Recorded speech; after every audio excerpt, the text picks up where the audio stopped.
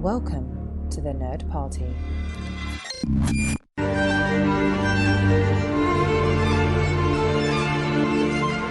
Hello and welcome to the A24 project here on the Nerd Party. We're back once again with the Renegade Master, or Lee Hutchison. How are you? Yeah, I'm really excited. It feels like we went through this annoying period where, not that I felt that we were letting people down, but it kind of caught up with us that we were in the UK, whereas sort of we got caught up to date just as sort of the pandemic hit. And then you got all these kind of A24 films that were at festivals that maybe one of us was lucky to see, and then the other one had to wait. Or we had films like Val that got a release in America but no release here, and then it magically appears. Something like The Souvenir, hell of a lot of British money spent on that one from the BFI and the BBC. We don't get till sort of New Year's Day, so we're kind of held behind there. But it feels like now we're starting to get on top of seeing some of these new A24 releases, so it's good to be kind of talking a bit more regularly about sort of some of their new films. Yeah, because we've kind of gone off track slightly, because certainly up until earlier this year, every single episode we released, it was in line with the US release, because obviously we're the A24 project, so we kind of talked about them in the order that A24 released them. However, unfortunately, over the last couple of months, things have deviated slightly in the fact that certain films were not available everywhere. So we've got a few to catch up on. I think, our last episode was sort of Lamb, but we've got Val. We've now got access to that on Now TV, so we're going to be watching Val. We're going to do Tragedy of Macbeth is coming out very soon, so we're going to do that. You've seen Souvenir and Red Rocket. I'm going to try and catch them up soon over the holidays. As well, I'm going to get access to it via the US iTunes. I'm not going to wait till March to watch Red Rocket. But there's some, so we're going to have a busy couple of months, hopefully ahead to keep you entertained. We'll probably drop them, hopefully, maybe every 2 to 3 weeks in the new year, and keep us tided over until a couple of new films. And, we do finally have a bit of A24 news. Just yesterday, it was very, very kind of them to actually release stuff in advance of us recording an episode. If anyone's listened to the previous episode of the podcast, they'll know exactly what we're talking about. But the season 2 trailer for Euphoria dropped. And obviously we did an episode earlier this year about the specials, which dropped over Christmas, which focused on Zendaya and Coleman Domingo's sort of one-to-one chats. Obviously, it was a very COVID-secure, socially distanced couple of episodes, but it looks like the whole gang's back together. So, I mean, what did you make of the trailer for season 2? I must admit, I am a huge fan of that silly little TV show called Euphoria. Like, I couldn't help but when I was watching Spider-Man No Way Home recently, of like, Zendaya is really good in it, but I'm like, but she's just incredible in something like Euphoria. And when I was watching sort of the trailer, I was kind of reminded about a lot of these ridiculously over-the-top kind of characters, the escapades they get into, and just being like, you know what, I'm kind of looking for that itch at the moment. Like, I've just finished Succession. A lot of my other shows like Curb Your Enthusiasm. I've been watching the new series of Dexter. I'm not the biggest TV fan in the world, so, it's been quite nice over sort of the winter period to have had something kind of regular to watch. And I think with Euphoria, I'm looking forward to getting into it, because no matter what you think of it, whether you're someone that's counting the amount of penises that appear in the film or being going, that is not a real representation of America, etc., it's one of these shows that it's just fantastically performed. And if you kind of feel like you're in on it, I think it's one of these shows that just goes so well. So it's definitely one of my favorite of the A24 projects. So yeah, I'm really keen to get a nice regular fix and to see where they go with it this season. I think the trailer promises a lot of kind of hilarity, some serious topics, so kind of a mixture of everything. But I think whatever we're going to get from it, I think it's going to be an incredibly great looking bit of TV, and I'm looking forward to booting up YouTube and doing some makeup tutorials. Absolutely, and I think I'm finally glad that my wife made me get a subscription to Now TV, so she could watch the new Sex and the City program, because I think I saw a drop date for Euphoria season 2 of January 9th, and certainly it was on Now TV pretty much straight after it debuted in the States. So hopefully it'll line up and I'll be able to catch it all on Now TV.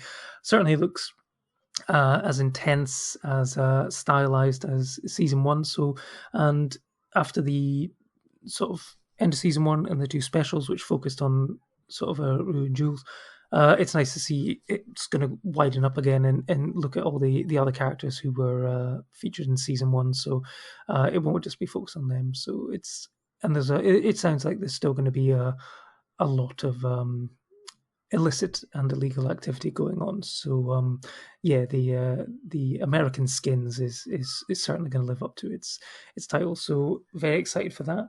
But we're entering the awards season. A24 have yet to pick out a front runner, whether it's going to be Tragedy of Macbeth, Come On, Red Rocket, etc. But we're now already able to look post-award season and into the 2022 releases for A24, because the Sundance Film Festival and South by Southwest Film Festival have announced their lineups, and we're going to get a couple of new films coming from them. So South by Southwest in March is going to open with the very exciting Everything Everywhere All at Once, which stars Michelle Yeoh as a woman who's able to access the multiverse. Yes, the A24 multiverse is on its way, and she is put onto a mission to save the universe by infinite numbers of her other selves. And this is directed by the Daniels. Daniels obviously did Swiss Army Man, so the trailer dropped for this a couple of days ago when it was announced for the film festival. What did you make of it, and are you excited for it? Yeah, I am excited for it. I was kind of curious about it because I think like in a day or two before the film came out, like A24, usually sometimes you get like a mini teaser trailer these days to hype a movie coming out, but they put up on, like, you almost would have got it in a joke shop, like the googly eyes. So yeah, I was like, what is this about? And then when the trailer came out, I was like, oh, I get it now. So yeah, I'm really looking forward to this. Multiverse probably seems to be the new word that's going to get chucked into the Oxford Dictionary in sort of 2021. Yeah, so I'm really looking forward to it. The Daniels have done a great film, in terms of Swiss Army Man. I'm a bit more preferable to sort of The Death of Dick Long, so that's got me excited. But for me, I love Michelle Yeoh. I've been obsessed with her since I was a young kid when I watched Tomorrow Never Dies, and ever since then she's always been picking interesting projects. She's so amazing in Star Trek as well. So yeah, I'm immediately looking forward to this one, and another one I hope we get to see. And I think based on sort of the cast and sort of the previous film, The Swiss Army Man, this is one I'm confident we'll get not too long or in and around the same time as the Americans. Yeah, I guess Glasgow Film Festival, just hint, hint if you're watching or listening, It's around about the same time in March. You never know. You never know. But before that, we've got the Sundance Film Festival coming up at the end of January, and they are going to be screening After Yang, which previously screened at the Cannes Film Festival, but gets its US debut at Sundance, and that features Colin Farrell as a man who is put out on a mission to find an alternative AI robot that was basically, they had an old model that used to babysit their daughter, and basically has to find a new model to keep her happy.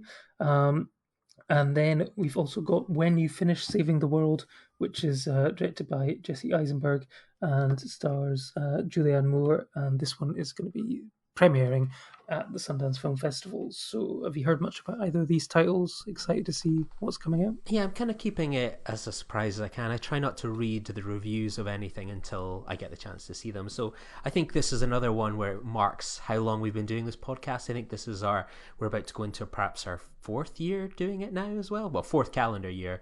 And I remembered when we first discussed this one of like, ooh, this is one to kind of look forward to. So it feels like the pandemic has really slowed this one down, and it's been one of those ones I've been kind of waiting for, like a teaser or a trailer or something to come along for quite a long time for this film. So yeah, it's hopefully with Sundance on the horizon we'll get something soon. But I loved his sort of previous movie. I loved Columbus. So yeah, I have high hopes for this one, and Colin Farrell has a good range when it comes to A24 picks. So yeah, high hopes.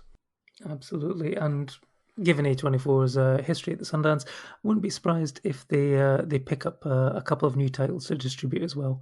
Whether, of course, they end up keeping them or whether they sell them off to Neon, such as Pleasure, is another story altogether.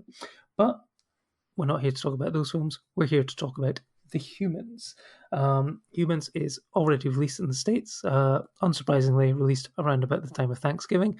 It's going to be released on Hogmanay here in the UK by Curzon. And The Humans is about Eric Blake, a man who has gathered his 3 generations of his Pennsylvania family to celebrate Thanksgiving at his daughter's apartment in Lower Manhattan. As darkness falls outside and eerie things start to go bump in the night, the group's deepest fears are laid bare. The piercingly funny and haunting debut film from writer-director Stephen Karam, adapted from his Tony Award-winning play, The Humans explores the hidden dread of the family and the love that binds them together. It stars Richard Jenkins, Jane Hoodshell, Amy Schumer, Beanie Feldstein, Stephen Yeun, and June Squibb. So, Lee, had you heard much about this one? I mean, as you just said, you like to keep your powder dry on most A24 films and experience them as cold as possible. And I did the same with this one. I hadn't even actually watched the trailer. So what did you make of The Humans on first viewing? Yeah, all I knew was that it had Beanie Feldstein and Stephen Yen, and yeah, it was about a family at Thanksgiving. And I must admit, when I first started watching it yesterday, there were some red flags that were kind of going off for me, and I was glad that it didn't prove to be the case, because at the beginning it felt like there's a type of movie when you watch a lot of independent movies, you're like, I've seen this story before, where it's like you have the disgruntled kind of parents that seem to be hiding something. Is one of them depressed? You have this, perhaps like a diverse race, a diverse couple. You have one of the characters that's gay. You have a family member that's got dementia and is maybe going a bit mad, and it's all taking place, and it's maybe adapted from a stage play. And you kind of get the feeling when you watch these things going, I'm pretty sure I've seen this sort of thing many a time before. And I was a bit concerned at the beginning, because I've lost track of the amount of times I've maybe watched a film like that, where it's like it's a family having a meal over Thanksgiving or Christmas, or and it all kind of goes a bit wrong, and some of the truths come out. It's kind of a tale as old as time, and I knew it had been adapted from the sort of Tony Award-winning play of the same name, and for a little while it just wasn't escaping that felt like I was watching a play adaptation. But despite all those kind of red flags, I really settled into the film, and I think the tension that the film builds in its sort of first quarter, where I was like, oh, I'm not sure if this is working, all kind of came together. And I have to respect how well it crafts a lot of passive aggressive characters, and I think the play almost lends itself to being a strength in this film, where characters are moving around like bitching about each other.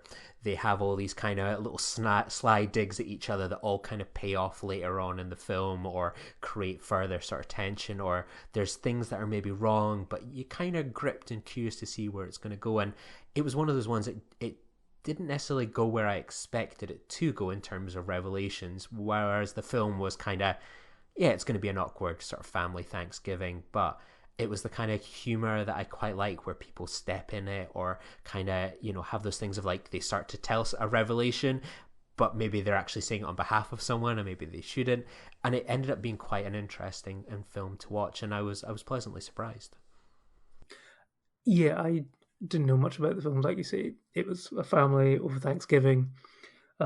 Any sort of family holidays, it'll start off pleasant enough, but then guaranteed if they spend enough time with each other, things will go horribly wrong. I'm glad to see that it continued the A24 theme of any family dinner goes spectacularly wrong. Hereditary. There wasn't maybe anything as to the level of the I Am Your Mother speech, but still quite vicious. And I mean, the cast itself, I mean, Richard Jenkins is one of my favourite actors. I think any part that he does is fantastic. He's a wonderful supporting actor, but when he gets the chance to be in a lead, I mean, again, he's probably not a lead. This is probably more of like an ensemble, but there's not a weak link in the cast, I don't think. Even so, Amy Schumer, who's more sort of known for comedy and stuff like that, is very good in this dramatic role. Stephen Yeun, who's sort of bookended the A24 year in many ways with Minari and now this as well. Even to the point where I'm pretty sure I caught a Walking Dead reference. I'm pretty sure someone talked about this zombie TV show that was on the telly, and I thought that was quite a funny one. But yeah, I think it's safe to say that I was not expecting the tone or genre shift that the film did, sort of around about the halfway point. You're expecting this family to sort of discombobulate and almost sort of combust over dinner. I felt that like you say, it's difficult to get away from the stage play setting. There's only so much you can do when you're inside a flat.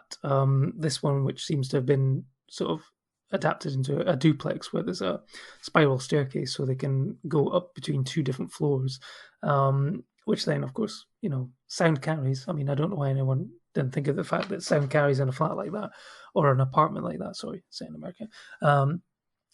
But I wasn't expecting it to be as dark, and people moan a lot about A24 misclassifying horror films with their trailers and stuff like that, but this was actually probably the scariest A24 film that I've watched this year.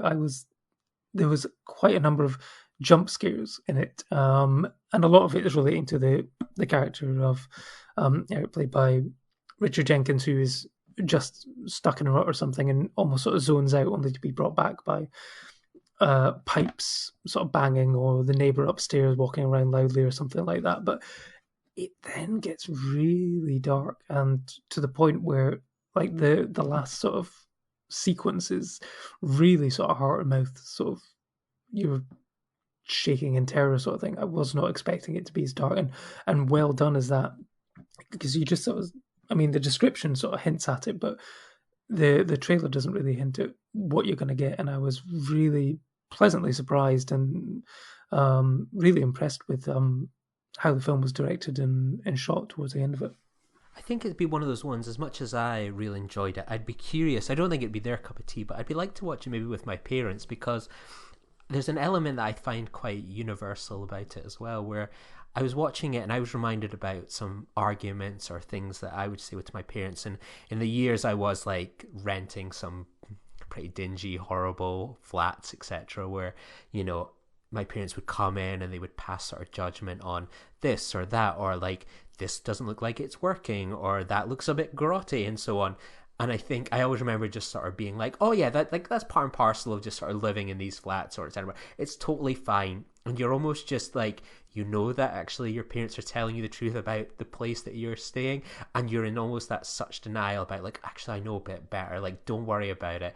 And there was so many bits where I could recognize, thankfully, just some of the arguments that I maybe had with my folks over the years. And I think there'd be something quite fun about watching this from another perspective, where it's like, the adult side, where they're like, yeah, we've been through there before. I think it, as much as this sort of like quite, it has this young cast as well, I think there's also an opportunity with a film like this to sort of get that sort of was it, they call it the silver pound, where older people kind of come along to see it. And that's something we've seen before from Richard Jenkins, I think, in The Lovers.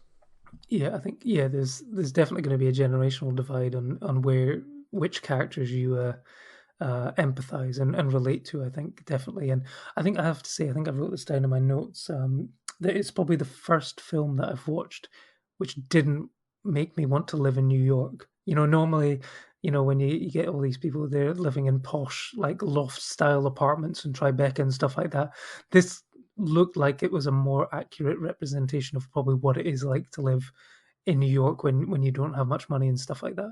I mean, even, Frances Ha, despite her many, many different places of living, each one still didn't look too bad. This looks like a proper grotty, dysfunctional, crumbling flat, and but I understand the reasoning behind it, because it basically mirrors the emotions in the family and how they're holding on, but potentially could sort of fall apart at any moment. Yeah, and I find that quite interesting as well, because I think we always have that connotation of sort of New York being a glamorous place to live, and I was gutted I had to miss it, but I thought of that conversation yourself and Billy had on the Come On episode about that love and romanticism of New York, where I think even then I was still watching going, God, that's like a 2-story apartment and stuff. That seems still pretty good. And it's one of those ones, I just thought it probably showed you a little bit of the New York that we don't necessarily see in films. And I think it almost makes an interesting double feature with Lady Bird, also starring Beanie Feldstein, where, you know, it's about a parent that is a bit slightly disappointed that their daughter has left sort of their sort of not rural, but kind of, you know, smaller sort of town. In this case, it's Scranton instead of Sacramento in that, and that they want to head away to the coast where culture and diversity and etc. is. So yeah, I thought that was great. And it has one of my favorite lines where we spoke about where we watched The Matrix just before Matrix 4 before we saw this film, and you know, the audience reaction was pretty muted. But there's a bit in this film where someone goes, you know, actually I'm pretty depressed. You know, I've been missing out on these artistic jobs, and you know, I feel pretty down.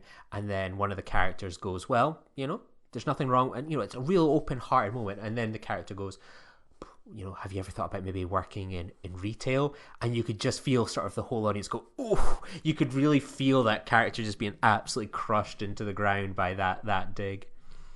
Yeah, no, there was some great sort of one-liners and stuff like that in this one, and they were clearly very relatable to a lot of people. I think that's why they sort of landed so well. It's because there's that was it universality in the specific and stuff like that. So even though it was a jab at one particular character, you know, it sort of it resonated for a lot of people. And yeah, I mean, like you say, Beanie Feldstein, you know, is one of the titular roles in this. Obviously, with the humans, they are the titular roles.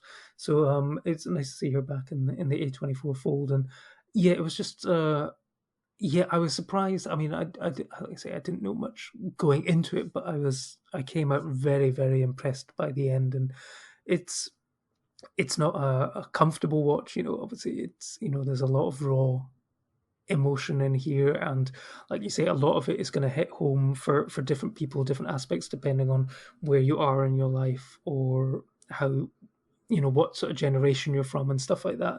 So I think it's certainly one that, you know, if it was put on in a family home over Christmas or the holidays, I think it could spark off some heated debates as well.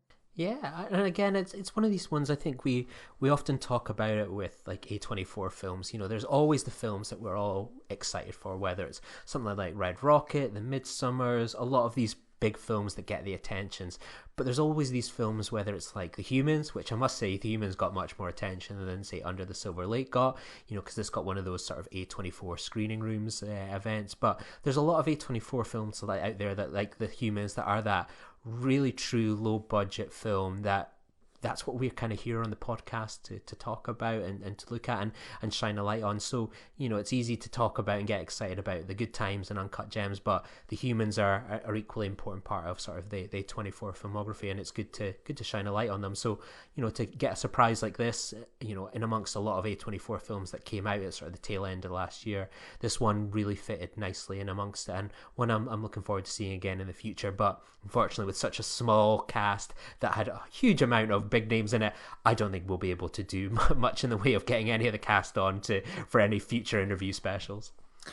Yeah, no, it is a very, very small cast. All of them are, I think, fairly in demand and will probably be quite busy, but hopefully maybe at some point at a festival they might be talking about another film, and we might be able to ask them, just slip in a question about The Humans every now and again. You never know. But yeah, no, I can highly recommend this film. Like I said, out in the US at the moment, I think, yeah, like you say, they've got a screening room happening soon, which means that it will probably be very close to being available on US iTunes soon.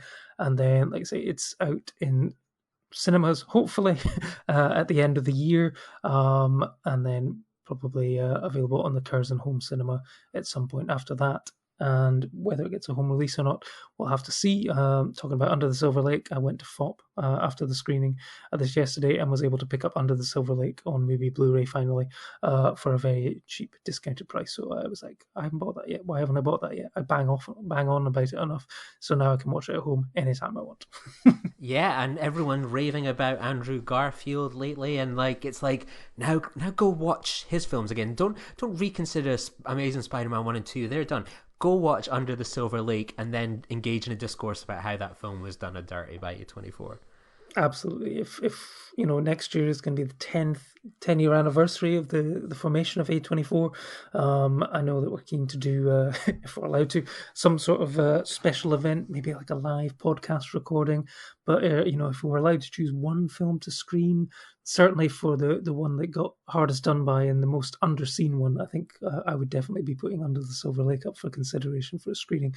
Would love the opportunity to be able to talk about that and get more people to see that one on the big screen if possible. I think it's time that we've spoken about them as much as we've spoken about our A24, but like Belmont, Filmhouse, GFT, let's make it happen. We'll go there. Like Mubi, we like them as well. They do lots of good A24 films as well. Let's bring everyone together and make Under the Silver Lake 2022 happen. We'll send the emails next year, and hopefully it's something we can look forward to making happen.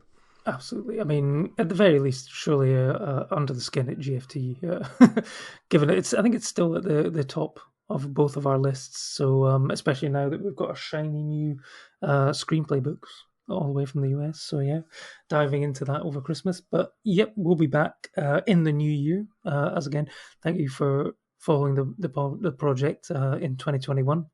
It's been a bit up and down in terms of the quantity of content, but we will be kicking off the new year with several great films coming out, and then as the year progresses, hopefully we'll be able to keep back in check and get things as close to their release as possible, provided there's no more cinema closures or whatever. But stay safe out there, enjoy your local cinema, and we'll see you soon. Bye.